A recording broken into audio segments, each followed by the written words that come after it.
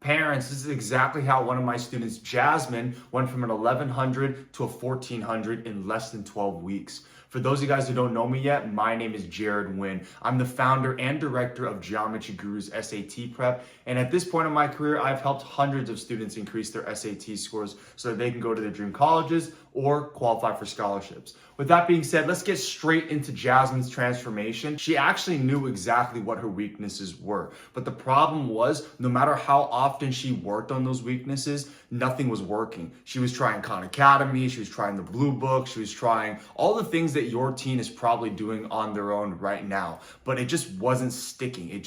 She wasn't able to recall or retain this information by the time she saw it on a practice test or she saw it on the real thing. Because she was telling me that she was completely freezing up. Like she was like, hey, I actually should understand how to do these things, but because she was in a timed environment, she was just kind of locking up and making silly mistakes or running out of time. So what we had to do with her was figure out exactly why she was actually freezing up. And the root cause of that issue was because she was not able to finish these problems in a timed environment, right? So if she wasn't able to do it in a timed environment, then absolutely, she's not going to be able to do very well on the actual SAT. Because once we took the timed environment off and we were just like, hey, you have as much time as you want to work on these problems, she actually performed very well. Like she performed well enough to actually score 1500 without the time. So that tells me that she actually understands how to do the concepts, but there's definitely an anxiety issue underneath it all. The reason why I know this is because when I took her aside, she was like, Jared,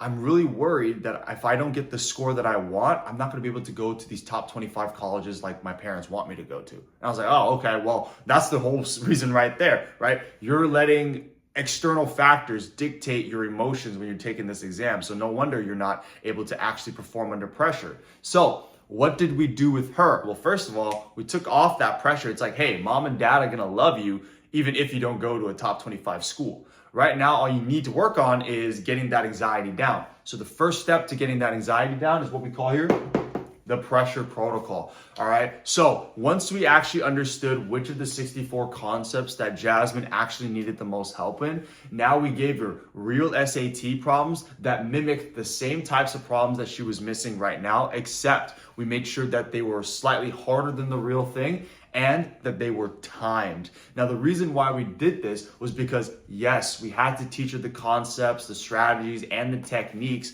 but she needed to be able to do them in an environment that is slightly harder than the real SAT. So by the time she saw the real thing, she was just like, okay, yeah, I've done this a million times.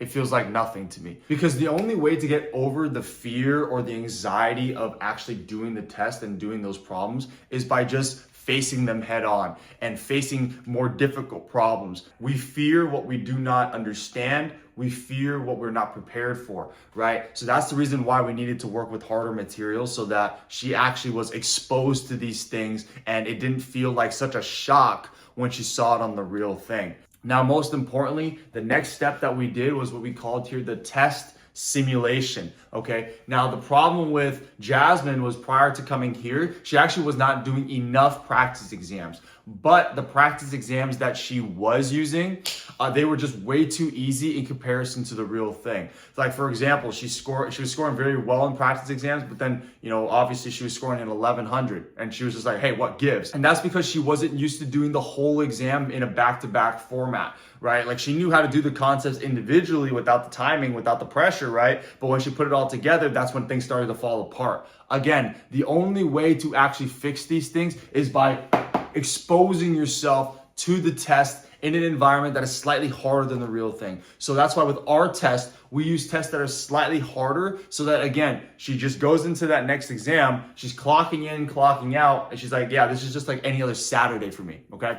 A lot of your students have, theater. A lot of your students are in sports. A lot of your students are in competitive things, right?